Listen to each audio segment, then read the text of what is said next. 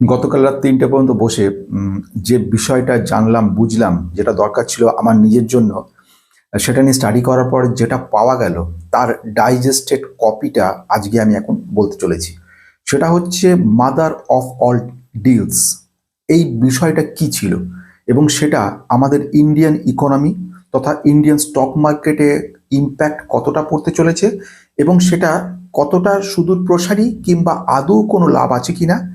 আর সবশেষে সবথেকে গুরুত্বপূর্ণ পয়েন্ট, যেটা নিয়ে কেউই আলোচনা করছে না, সেটা হচ্ছে কি কি ক্ষতি হতে পারে কোন কোন মার্কেটে, কোন কোন সেক্টরে, কোন কোন স্টকের ক্ষেত্রে। সেইগুলো নিয়ে কিন্তু শেষে আলোচনা করব। নতুন থাকলে সাবস্ক্রাইব করে রাখতে পারেন। আসা যাক ইম্পর্টেন্ট পয়েন্টের দিকে। এটা একটা বহু বছর ধরে, মানে ধরুন 20 বছর ধরে যে ব্যবস্থাটা চলছিল 2007 সাল থেকে, সেটা 2026-এ গেলে পূর্ণ হলো। এই যে 2026-এ পূর্ণ হলো, 2023 সালেও চেষ্টা চলেছিল, কিন্তু তার মধ্যে সব থেকে বড় যে ধাক্কাটা দিল সেটা দিলেন আমাদের US president mister Donald Trump. ওনার এত বড় ধাক্কাটাই আসলে শেষ কাজটা পরিণতি দিল, কারণ এর মধ্যে আমাদের প্রচুর এরকম ব্যাপার চলছিল যে হ্যাঁ না, অনেক জায়গায় মিল হচ্ছিল না। 33টা পয়েন্টে মিল হচ্ছিল না, যেটা কিন্তু রাতারাতি হয়ে গেল পয়েন্টগুলো মিল, এবং thanks goes to US president. এখানে যে বিষয়টা বলছি সেটা হচ্ছে মাদার অফ অল ডিলস। কেন বলছি? তার সব থেকে বড় কারণ হচ্ছে বিশ্বের সেরা দুটো অর্গানাইজেশন এক হচ্ছে। অর্গানাইজেশন দুটো দেশ, একটা ইউরোপিয়ান ইউনিয়ন, 27খানা দেশকে নিয়ে একটা ইউরোপিয়ান ইউনিয়ন তৈরি হয়েছে, সমস্ত ইউরোপ কম বেশি পুরোটা। তার সঙ্গে ভারতের ভূমিকাটা এখানে মারাত্মক জায়গা তৈরি করছে। এবং যেটা হয়ে থাকে, এটার পাওয়ার পরবর্তীকালে আমেরিকা এর সম্পর্কে বিভিন্নভাবে মানে ব্লেম দিচ্ছে বা ইউরোপিয়ান ইউনিয়নকে ভয় দেখাচ্ছে, ইন্ডিয়া অনেক লাভ নিয়ে যাবে, তোমরা থেকো না, ভুল করো, তোমাদের জন্য কাজ করেছি, তোমরা এই করলে, এটসেট্রা এটসেট্রা। কিন্তু এখানে ব্যাপার, 27টা দেশ মিলে ইউরোপিয়ান ইউনিয়ন, তারা রিসেন্ট যে ঘটনাটা তৈরি করছে সেটা হচ্ছে গতকাল পুরো গল্পটা তৈরি হয়েছে। গল্পটা শেষ হওয়া পর্যন্ত অপেক্ষা করছিলাম। গোটা বিশ্বের 25% বেশি কিন্তু আমাদের এই যে টোটাল ডিলটা হতে চলেছে, মানে এই জন্য এটাকে বলছে মাদার অফ অল ডিল। মানে এত বড় ডিল এখনো পর্যন্ত ঘটেনি। লার্জেস্ট ডিল বলা যেতে পারে। এটা যদি আমি টোটাল ইকোনমিটাকে যোগ করি, $20 ট্রিলিয়ন ইকোনমির একটা বিরাট বড় কাজ হয়েছে।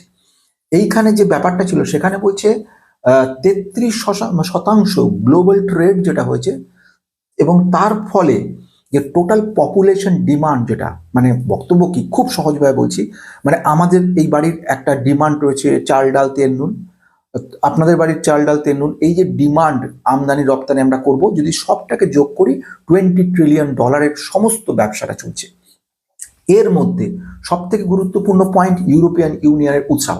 ইউরোপিয়ান ইউনিয়ন বরাবরই আমাদের দিকে খুব উৎসাহ দেখায়নি, কিন্তু আস্তে আস্তে বিগত 1.5 বছর ধরে দেখছি 6খানা দেশ অলরেডি আমাদের সঙ্গে একটার পর একটা কাজ শুরু করে দিয়েছে। অস্ট্রেলিয়ার সঙ্গে আমাদের কাজ হয়ে গেছে রিসেন্টলি একটা ডিলে। এখন ইউরোপিয়ান ইউনিয়নের আমাদের মার্কেটটা খুব জরুরি, কারণ আমেরিকা তাদের রাস্তা বন্ধ করে দিচ্ছে। ভবিষ্যৎ কি হবে বোঝা যাচ্ছে না। যে পরিমাণ আমেরিকার কাছে কিন্তু রাশিয়ার গচ্ছিত ছিল প্রচুর টাকা, এবং সেইটাকে ওরা আটকে দিয়েছিল। আমি খুব মানে গল্পের ছলে ব্যাপারটা বলছি। সেটা, এই ভয়টা ইউরোপিয়ান ইউনিয়নের মধ্যে আরো বেশিভাবে দেখা দিয়েছিল। আমাদেরও তো ওদের দেশে রয়েছে, যদি আমেরিকা আমাদেরকেও বন্ধ করে তাহলে তো আমাদের সব শেষ। সেই আতঙ্ক থেকেই পুরো ব্যাপারটা তৈরি হলো। এটা হয়ে গেল প্রেক্ষাপট। এবার আসছে সেকেন্ড ঘটনার দিকে, কারা কি উপকার পাবে, কার কতটা লাভ হবে, কার কতটা ক্ষতি হবে। প্রথম ঘটনা বলি, ইউরোপিয়ান ইউনিয়নের সবচেয়ে বেশি সুযোগ এই মুহূর্তে মনে হচ্ছে, কারণ 1.4 বিলিয়ন পপুলেশন ইন্ডিয়া, একটা বিশাল বড় মার্কেট ওদের কাছে। ওরা এই মার্কেটে বহুবার ঢোকার চেষ্টা করছিল কিন্তু ঢুকতে পায়নি। তার মধ্যে সব থেকে মানে ইম্পর্টেন্ট পয়েন্ট যেটা বলবো সেটা হচ্ছে, এদের সবচেয়ে লক্ষ্য ছিল কারের দিকে। বিভিন্ন ইম্পোর্টেড কার, যেরকম আমাদের দেখতে পেয়েছি ভক্সওয়াগন যদি বলি, বিদেশি লাম্বারজিনি যদি বলি, BMW বলি, এরকম অজস্র বড় বড় বিদেশি কোম্পানিগুলো যেগুলো আমাদের দেশে যখন আসে, 110% কিন্তু ওর উপরে শুল্ক চাপানো হয়। মানে যদি 100 টাকা দাম হয় গাড়িটার, এখানে 210 টাকা দিয়ে বিক্রি হয়। তা সেটাকে বন্ধ করা, সেটা আবার ছাড় হয়ে যাচ্ছে। এই জিনিসগুলো প্রচুর, সেটা অনেক আমি বলছি পরে। তার আগে একটা কথা বলা দরকার, এই আমাদের এই মার্কেটে $137 বিলিয়ন কিন্তু ট্রানজাকশন, মানে $137 বিলিয়ন 2024-25-এ অলরেডি আমরা ট্রেড করেছি। কিন্তু এই ট্রেড করতে গিয়ে দেখেছি দুই পক্ষেরই ক্ষতি হচ্ছে। বিশেষ করে ইউরোপিয়ান ইউনিয়ন দেখেছে তাদের প্রচুর ক্ষতি হচ্ছে। যদি মার্কেটটাকে অ্যাক্সেস পাই, তাহলে আমরা কিন্তু এইটা অনেকটা যে ক্ষতি বা কোম্পানিগুলোর উন্নতি করা যাবে।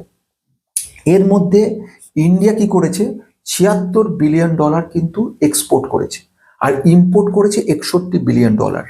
এই মুহূর্তে সার্ভিস দিয়েছে $83 বিলিয়ন। এইগুলো হচ্ছে ডেটা। এবার আসছে কি, প্রথম হচ্ছে লোয়ার ইম্পোর্ট করতে চলেছে, কারের যে সমস্ত শুল্ক রয়েছে ট্যাক্স সেগুলো কমানো হবে। তো কার রিলেটেড ব্যাপার, এখানে একটু কনফিউশন রয়েছে, পরে আরো জানা গেল। সেটা হচ্ছে 17,800 ইউএসডি এর যে লাক্সারি কার যেগুলো, সেগুলোর ক্ষেত্রে এই যে ছাড়টা হচ্ছে, ছোট ছোট কার বা 2 চাকার বা 4 চাকার যে সমস্ত গাড়িগুলো, তার ক্ষেত্রে হচ্ছে না। কিছু প্রিমিয়াম লেভেলের বাইক আছে সেগুলোর ক্ষেত্রে হচ্ছে। আমি এরপরে স্টকের কথাও বলবো। তারপরে আসছে কি, ওয়াইনকে নিয়ে বেশ ভালো কোশ্চেন আছে, পরে বলবো। ওয়াইনের ক্ষেত্রে প্রায় 150%, মানে যদি 100 টাকা দাম হয়, 250 টাকা এদেশে বিক্রি হয়। ওয়াইন, বিয়ার, এইগুলো স্পিরিট, এগুলোর ক্ষেত্রে সেইগুলো একদম অনেক কমিয়ে আনছে। কত কমিয়ে আনছে পরে আমি বলবো। কারের ক্ষেত্রে যেটা ছিল 110, সেটা 10-এ নিয়ে আসছে, অনলি 10। এটা আগামী 7 বছর ধরে কিন্তু এই কাজটা হবে, কালকেই হচ্ছে না, এবং সময় সাপেক্ষ। লাক্সারি গুডস কিছু রয়েছে, সেগুলোর ক্ষেত্রেও কিন্তু ইউরোপিয়ান ইউনিয়ন পজিটিভিটি রয়েছে, এইগুলো সব কিছু ইন্ডিয়াতে নিয়ে আসবে। তো সেইগুলো ইন্ডিয়াতে এলে অবশ্যই অবশ্যই মার্কেটে বেশ কিছু দোলাচল শুরু হবে। আমাদের জন্য ডাইরেক্ট ভোক্তাদের না হলেও কোম্পানিগুলোর ক্ষেত্রে কিন্তু ইম্প্যাক্ট পড়বে। আইপিআর প্রোটেকশনের ব্যাপার থাকছে, ব্যাংকিংয়ের ব্যাপার, ইন্স্যুরেন্সের ব্যাপার, সেখানে ওরা আসছে। এছাড়া লিগাল সিস্টেমের ব্যাপারে ওরা আসছে, এবং digital service, cloud computing, artificial intelligence, এইগুলোর ক্ষেত্রে একটা বড়োভাবে ওরা আসছে। এবং যেটা হয়ে থাকে যে আমাদের দেশীয় শিল্পর ক্ষেত্রে কিছু নেগেটিভিটি আসবে, পরে বলবো সেটা। ওরা কি করছে, ইউরোপিয়ান ইউনিয়ন 99.5% ট্যারিফ প্রতিটা প্রোডাক্টে কমাচ্ছে। মানে ধরে নেওয়া যায় সমস্ত কম বেশি পুরো মার্কেট ওপেন করে দিচ্ছে। আমি এরপরে টেক্সটাইলে যাব, আমি সেখানে আমি আরো মজার ব্যাপার রয়েছে, অনেকগুলো জিনিস হচ্ছে মজার জিনিস, এগুলো যতখানি জানলাম বুঝলাম সেগুলোর পরে। এছাড়া ওরা যে ব্যাপারগুলো, ওরা কেমিক্যালস যেটা রয়েছে, কেমিক্যালস ওরা কিন্তু নিয়ে আসছে, মানে এদেশে আসছে ওদের দেশের কেমিক্যালস, সেগুলোর ক্ষেত্রে অনেক ছাড় দিয়ে দিচ্ছে।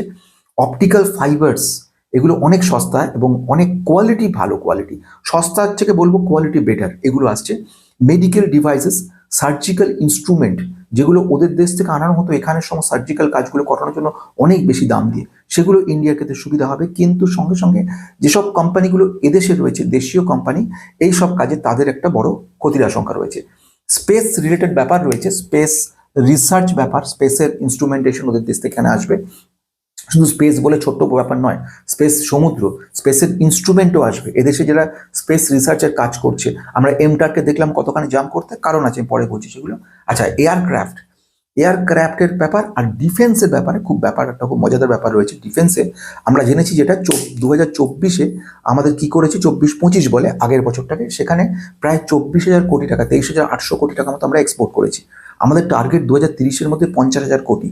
এবং এইখানে ডিফেন্স ব্যাপারটা খুব কাজে লাগবে। ইউরোপিয়ান ইউনিয়নের প্রচুর ডিমান্ড রয়েছে ডিফেন্স, মিসাইল রিলেটেড, আরও এটসেট্রা সবকিছু। তো সেইগুলোর জন্য সুবিধা করে দেবে। এবারে তো ইউরোপিয়ান ইউনিয়নের প্রচুর সুবিধা সুযোগ হলো, অনেক কিছু দিয়ে দেওয়া হলো। ইন্ডিয়ার তাহলে কি লাভ?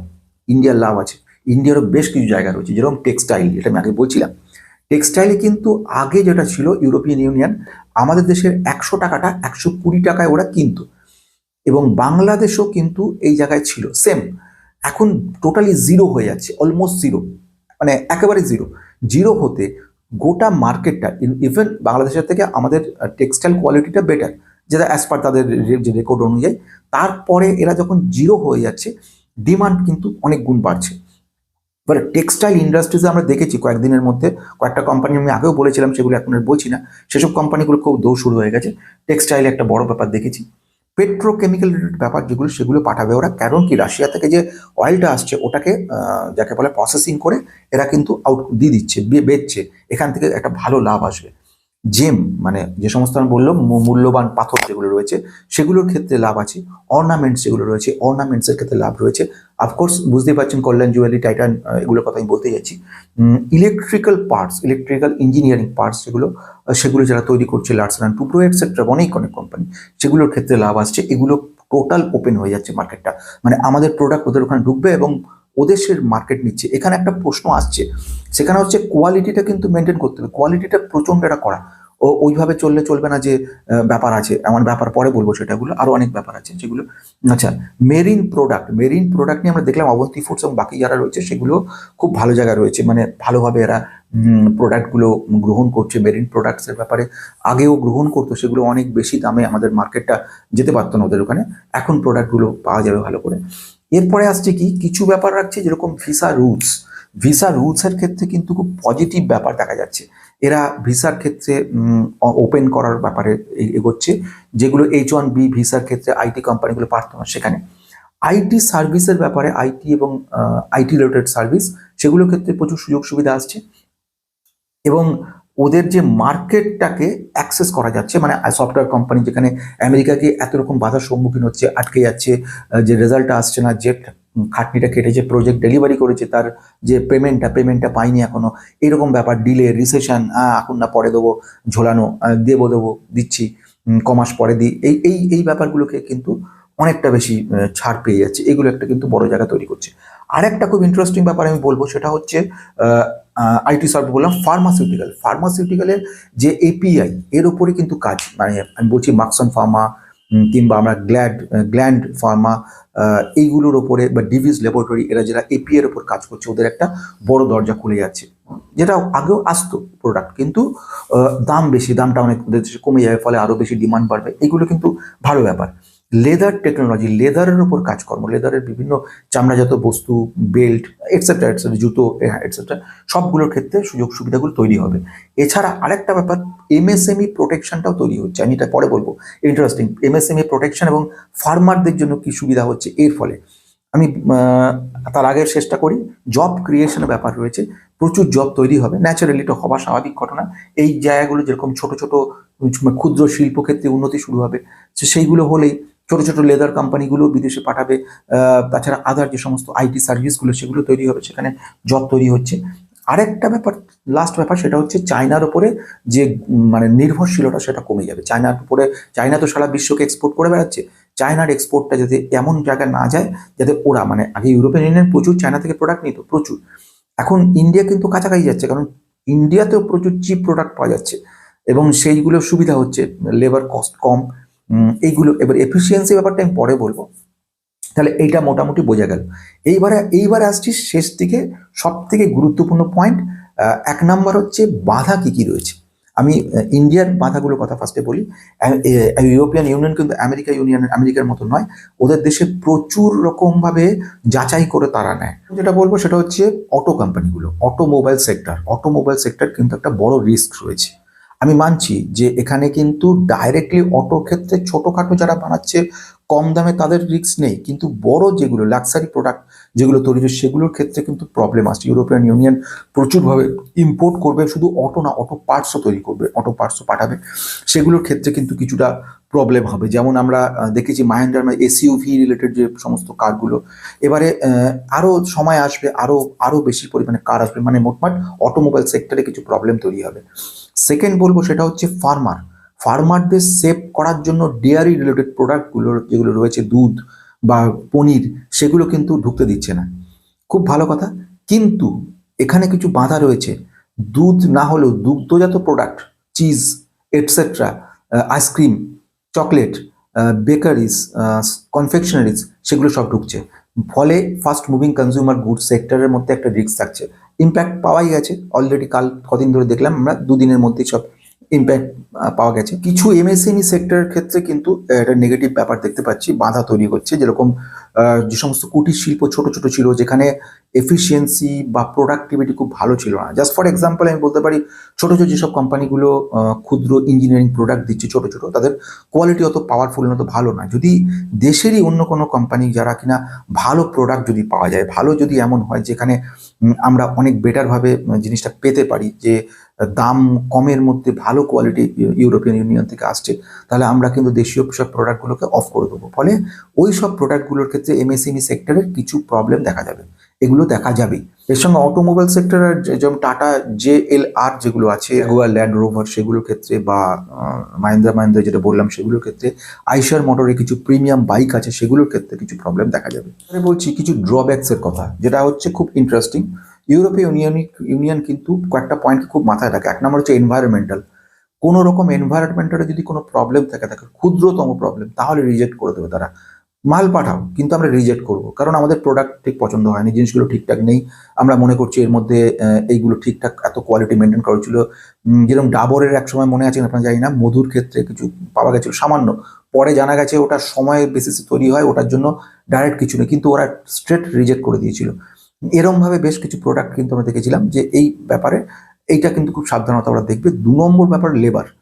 লেবার যে ইন্টেন্সিভ ব্যাপার, মানে কখনো যদি চাইল্ড লেবার রিলেটেড কোনো ব্যাপার আসে, যে কোনো চাইল্ড লেবার এখানে কাজ করেছে বা লেবার, স্ট্রেট ওরা কিন্তু রিজেক্ট করে দেবে, এবং ওরা প্রচন্ড কড়া এইসব ব্যাপারে। আমার পয়েন্ট হচ্ছে কার্বন কম্পেনসেশন। কার্বন কম্পেনসেশনের খুব ইন্টারেস্টিং জিনিস, সেই প্রোডাক্ট থেকে যে বাই প্রোডাক্ট তৈরি হওয়ার সময় যে পরিমাণ কার্বন এমিশন হচ্ছে, সেই কার্বন এমিশনটাকে কিন্তু ওরা ক্যালকুলেট করে। এটা খুব সাংঘাতিক, মানে এটা পলিউশন কতটা ক্ষতি করেছে দেশের এবং বিশ্বের পক্ষে, তার উপর বেস করে ওরা কিন্তু ট্যাক্স চাপায়। আমি জানি না এই ব্যাপারে এনারা কি করবেন এখন এই মুহূর্তে, এবং এটাও কিন্তু একটা ইম্পর্টেন্ট পয়েন্ট রয়েছে। আর একটা কথা বলবো, সেটা এগুলো হচ্ছে সব আমি মনে করছি বা আমার যে রিসার্চ, সেম প্রোডাক্ট বলে আমরা টোব্যাকোকে বাদ দিয়েছি। যখন টোব্যাকোকে আমরা বাদ দিচ্ছি, তামাক জাতীয় বস্তু, তার সঙ্গে সঙ্গে আমরা মদ বা এই ধরনের অ্যালকোহলিক যেসবগুলো রয়েছে সেগুলোকেও কিন্তু ফেলছি সেম প্রোডাক্টের মধ্যে। অথচ ওয়াইনের ক্ষেত্রে কি করে আমরা এটাকে ছাড় দিচ্ছি আমি জানি না। ওয়াইন রিলেটেড প্রোডাক্ট যেগুলো থাকবে সেগুলো সব কিন্তু শেষ। 150% ট্যাক্স যেখানে চার্জ করা হতো, এই মুহূর্তে হয়তো মোটামুটি 150 পয়েন্টটা 20 থেকে 30-এর মধ্যে নিয়ে আসছে ওয়াইনের ক্ষেত্রে। বিয়ারও কম বেশি, স্পিরিটের ক্ষেত্রে এইগুলোকে কিন্তু একটা বড় নেগেটিভ জায়গা তৈরি করছে। মানে আমরা নিজেদের দেশীয় প্রোডাক্টগুলোকে বিক্রি করে দিচ্ছি না, বেভারেজ অ্যালকোহলিক যে বেভারেজগুলো, সেগুলো এদেশে কেন আমরা ওদেরকে অ্যালাউ করব, এত সস্তায় ছাড়বো, এটা একটা কিন্তু প্রশ্ন থাকছে। এবং এই ঘটনাটা হয়তো সাধারণ মানুষদের ক্ষেত্রে উৎসাহ যোগাতে পারে, কিন্তু কোম্পানিগুলোর ক্ষেত্রে উৎসাহ দেখাবে না, বরঞ্চ অনুৎসাহিত বেশি পরিমাণে করে তুলবে। লোকাল যে সমস্ত কোম্পানিগুলো রয়েছে, লোকাল এমএসএমইগুলো রয়েছে, বা এই রিলেটেড স্পিরিট তৈরি করছে বা এই ধরনেরগুলো তৈরি করছে, তাদের ক্ষেত্রে কিন্তু একটা নেগেটিভ ব্যাপার দেখা যায়। একটা কথা বলবো, সেটা হচ্ছে লো এন্ড ম্যানুফ্যাকচারিং সমস্ত প্রোডাক্টগুলো রয়েছে সেগুলোর ক্ষেত্রে, যেগুলো ইউরোপিয়ান মেশিনারিগুলো অনেক বেশি পাওয়ারফুল, অনেক বেশি কস্ট এফেক্টিভ, এবং কস্ট এফেক্টিভের থেকেও বেশি হচ্ছে যেগুলো কিন্তু অনেক বেশি প্রোডাক্টিভ, সেগুলোর জন্য কিন্তু এগুলো একটা প্রবলেম দেখা দেবে। এবং যেগুলো লো টেকনোলজি রয়েছে ইন্ডিয়ার মধ্যে, সেগুলোর ক্ষেত্রে ইম্প্যাক্ট পড়বে। এছাড়া আরেকটা খুব গুরুত্বপূর্ণ পয়েন্ট পাওয়া গেল, সেটা হচ্ছে ইভি ক্ষেত্রে। ইভিকে কিন্তু রেহাই দিচ্ছে, কিন্তু দিচ্ছে না, অদ্ভুত ব্যাপার। এটাও কিন্তু মনে রাখতে হবে, ইভিকে ডাইরেক্টলি দিচ্ছে না, কিন্তু ইভি পার্টস আনাচ্ছে। এটা কিন্তু আমি দেখলাম, মানে বুঝলাম যেটুকু, ইলেকট্রনিক ভেহিকেলসের পার্টস। আরেকটা হচ্ছে ব্যাটারি সেক্টর। ব্যাটারি সেক্টরের মধ্যে যেরকম এক্সাইড টেক্সাইডের মধ্যে এই প্রবলেমগুলো দেখা যাবে, যে সমস্ত ব্যাটারি সেল তৈরির জন্য কোম্পানিগুলোকে অ্যালাউ করে দিচ্ছে, এবং এটা একটা সেল মেকার যাকে বলছি, ব্যাটারি সেল মেকার, সেখানে একটা কিন্তু বেশ কিছু ইউরোপিয়ান যে সমস্ত এফিসিয়েন্ট পাওয়ারফুল যে সমস্ত সেল নিয়ে যেগুলো রিসেন্ট রিসার্চ চলছে, সেগুলোর উপরে একটা ব্যাপার দেখা যাবে। এবং লো টেক যে সমস্ত ইভি কোম্পানিগুলো আছে, অ্যান্সিলিয়ারি প্রোডাক্ট বানাচ্ছে, তাদের ক্ষেত্রে একটা প্রবলেম তৈরি করবে। যেরকম ওলেট্রার ক্ষেত্রে, বা গ্রেভস কটন বা গ্রেভস অ্যাম্পেয়ার যেটা কোম্পানি, তাদের ক্ষেত্রে, বা এক্সাইড ইন্ডাস্ট্রিজ ব্যাটারি ক্ষেত্রে, এদের ক্ষেত্রে একটা প্রবলেম দেখা দেবে। তাহলে এইগুলো বোঝা গেল। এবারে আমি যদি টোটালটাকে 2 মিনিটের মধ্যে সাম আপ করি, প্রথম ঘটনা হচ্ছে একটা বিরাট বড় ডিল, যেখানে 20 ট্রিলিয়ন ডলারের বিশাল বড় ইকোনমি ক্ষেত্রে একটা বিরাট বড় কাজ চলছে। সেখানে প্রায় 137 বিলিয়ন ডলারের আমাদের যে বিজনেস ছিল দুটো, আমাদের ইউরোপিয়ান ইউনিয়নের সঙ্গে আমাদের সঙ্গে, এই ট্রেড ডিলের ফলে সেগুলো অনেক ইজি হয়ে গেল। ইউরোপিয়ান ইউনিয়নের পক্ষে 1.4 বিলিয়ন পপুলেশনকে পুরো অ্যাক্সেস করতে পারছে, প্রচুর লাভ করছে। এবং সঙ্গে সঙ্গে কার যেটা ঢুকতে পারছিল না এত বছর ধরে, কারকে পুরো ওপেন করে দেওয়া হলো, বিদেশি কারে ছেয়ে যাবে আমাদের দেশ একেবারে। এবং যেটা বলছে লাক্সারি কার বহু আমাদের ইন্ডিয়ান রয়েছে যারা লাক্সারি কারের জন্য ডবল ট্রিপল টাকাতে রাজি আছে, যারা সামান্য মাইনে পায় কিন্তু আর লাক্সারি কার দিতে প্রস্তুত, তাদের জন্য ওপেন করে দিচ্ছে। লাক্সারি প্রোডাক্টগুলোর ক্ষেত্রে আপাতত কনস্ট্যান্ট থাকলেও খেপে খেপে এটা কমবে না এমন কোনো কথা নেই। এবারে আরো ব্যাপার, এছাড়া অন্য ক্ষেত্রে যেরকম ডিজিটাল ক্ষেত্রে, অপটিক্যাল ফাইবার, মেডিকেল সার্ভিসেস, এগুলোর ক্ষেত্রে সুবিধা করছে, প্রচুর ওদের দেশে আসছে। ব্যাংকিং ইন্ডাস্ট্রিজরা ওরাও কিছু এখানে এন্ট্রি নেবে ভবিষ্যতে। এছাড়া আরেকটা ব্যাপার, ওয়াইন স্পিরিটের ব্যাপার, সেগুলো প্রচুর সস্তায় ওরা এখানে দেশে, মানে মোটামুটি একটা পুরো মার্কেটকে ওরা পেয়ে গেল হাতে। বিশাল লাভ হবে এদের, আমেরিকাকে ছেড়েও ওরা কোনো অসুবিধা নেই। ইন্ডিয়া কিন্তু হারলো না, ইন্ডিয়ার ক্ষেত্রে ভালো সুযোগ সুবিধা রইল। ইন্ডিয়াতে একটা হচ্ছে জব ক্রিয়েশন তৈরি হবে, প্রচুর জব। আইটি সার্ভিস যেটা হ্যাম্পার হচ্ছিল সেটা ওপেন হয়ে যাবে। এছাড়া কি হলো, টেক্সটাইল ইন্ডাস্ট্রিজ একটা মারাত্মক সুযোগ তৈরি করলো। মেরিন প্রোডাক্ট যেগুলো সামুদ্রিক প্রোডাক্ট এবং গবাদি পশু জাতীয় যে খাদ্য, সেগুলোর ক্ষেত্রে যেমন অবন্তী ফুডস বা এগুলো যেটা রয়েছে তাদের ক্ষেত্রে এক বিরাট সুবিধা করলো। পেট্রো রিলেটেড প্রোডাক্ট সেগুলোর ক্ষেত্রে সুবিধা করলো। মানে এইগুলো সব ভালো ভালো, সব ভালো রইলো, কিন্তু সব ভালোর পেছনে যে খারাপগুলো সেটাকে তো আলোচনা করতে হবে। মিস্টার ট্রাম্প এমন চাপ দিয়েছে দুটো পক্ষকেই, যে চাপের চড়ে তারা হাত মিলিয়ে নিয়েছে। ইন্ডিয়ারও কিন্তু অনেক চাপ খেতে হলো।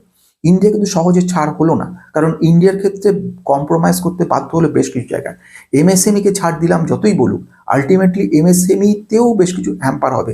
শুধু তাই না, যেগুলো কার প্রোডাক্ট শুধু বলে না, ওয়াইন রিলেটেড, স্পিরিট রিলেটেড ব্যাপার বলে না, এছাড়াও ক্ষুদ্র শিল্পক্ষেত্রে বেশ কিছু ক্ষতি তৈরি হবে। অটো অ্যান্সিলিয়ারি পার্টসে প্রচুর ক্ষতি হবে। ইভি রিলেটেড, ডাইরেক্টলি ইভি না এলেও ইভি পার্টস প্রচুর আসবে। ইভি সেল, যেগুলো আসল ব্যাটারিটাই তো আসল, সে ব্যাটারি সেক্টরটাকেই ধূলিসাৎ হয়ে যাওয়ার জোগাড়, কারণ বিদেশ থেকে প্রচুর ব্যাটারি আসবে। শুধু সেখানে শেষ হয়নি, এছাড়াও যে লেদার রিলেটেড প্রোডাক্ট যেগুলো রয়েছে বা আদার প্রোডাক্ট রয়েছে, সেখানেও যেগুলো রিফাইনমেন্ট অফ লেদার্স, হ্যাঁ, যেরকম লেদার তো ডাইরেক্টলি আমরা পাঠাচ্ছি, ঠিক আছে, লেদারটাকে রিফাইন করে ওরা যখন আমাদের দেশে পাঠাবে তখন সেই দেশ কিন্তু ওপেন। এটা মনে রাখতে হবে। ডেয়ারি প্রোডাক্টকে ডাইরেক্টলি বন্ধ করেছে, ডেয়ারি রিলেটেড যে প্রোডাক্টগুলো, আইসক্রিম টাইসক্রিম সবই তো ফাস্ট মুভিং কনজিউমার গুডসে চলে যাচ্ছে।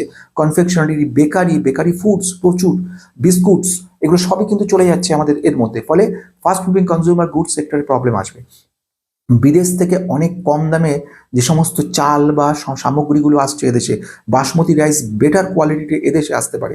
যদি সেগুলো এদেশে আসে তাহলে, এবং বেটার কোয়ালিটি, ওদের কোয়ালিটির চেকিং অসম্ভব ভালো, তাহলে ইন্ডিয়ান, এত পরিমাণ ইন্ডিয়ান রয়েছে যারা কিন্তু বেটার কোয়ালিটি পছন্দ করে, তারা অবশ্যই ইন্ডিয়ান সমস্ত প্রোডাক্টকে ছেড়ে ফেলে একদম পুরোপুরি ইউরোপিয়ান ইউনিয়নের যে প্রোডাক্টগুলো রয়েছে সেগুলোতেই ঝাঁপিয়ে পড়বে।